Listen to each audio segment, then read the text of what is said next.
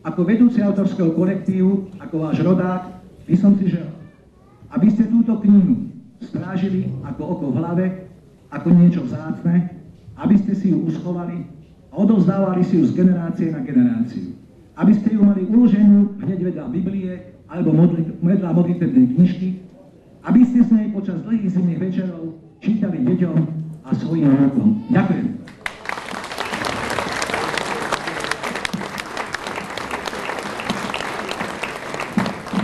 Ďakujem pekne a teraz poprosím pána Piusa, aby prikročil k vyprevadeniu knižky k svojmu čitateľovi. Prosím,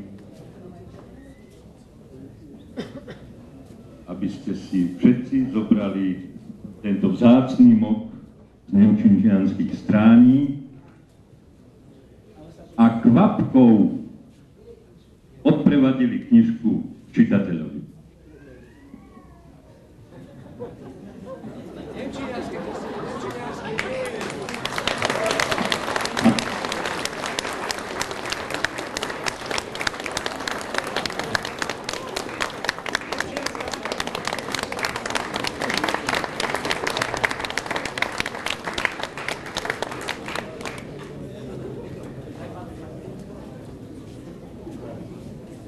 Pôvodne som nechcel ten pohár s vínom chytiť do ruky, aby ste nenadobudli dojem, že sme knihu krstili.